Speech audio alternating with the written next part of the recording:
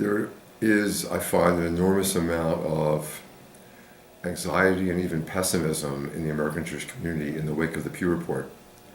And while I think the findings of that report are sobering, I think they also betoken enormous opportunities for American Jewish life. And I want the Jews of this community, this congregation, other congregations, to understand that this is a moment when American Jews can do a lot of things, taking advantage of our situation to strengthen the Jewish community. For conservative Judaism, that's particularly true. The Pew Report pointed out declining conservative numbers, and that's absolutely right, and there are reasons for this decline that I'll be talking about.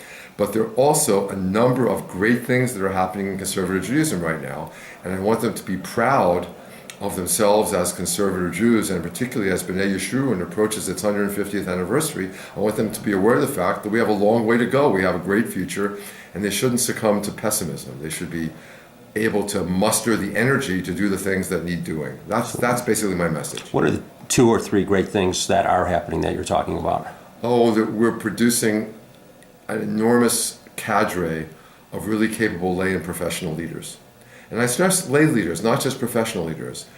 You know, JTS has not only the rabbinical school and the cantorial school and the education school, so we train Jewish professionals, but we also have List College, and we're training Jewish lay leaders. And if you look around the American Jewish community, you see wonderful lay leaders in the American Jewish life, and these lay leaders are in conservative synagogues, in conservative organizations, but also beyond it, at APAC, at Federation, at JCCs. And so there's a lot of lay and professional leadership that's really high quality right now, and I want them to appreciate that. And the second thing is innovation. You know, if you have a new world, the smartphone, the internet, we're in an unprecedented situation. It's just as unprecedented here in the American Jewish community as it is in Israel. Mm-hmm. And when you're in an unprecedented situation, you better react by doing new things. Are we seeing fewer conservative? Yes. What's the reason for that? There again, I think that people sometimes ascribe the reason erroneously to ideology.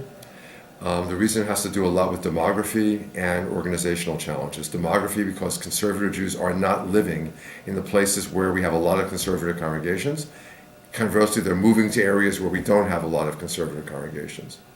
And demography, they're not having as many kids as ultra-orthodox Jews are having. So there's that. And then, you know, just organizational dynamics. We need to do a better job of harnessing the opportunities we have.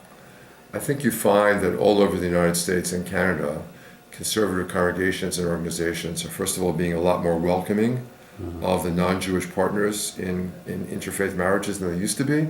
And they're finding all sorts of ways outside of the actual wedding itself, where conservative rabbis cannot perform an interfaith wedding. But the minute after the wedding happens, you're finding all sorts of ways to welcome the couple and their growing families into the congregations. This is already having an impact.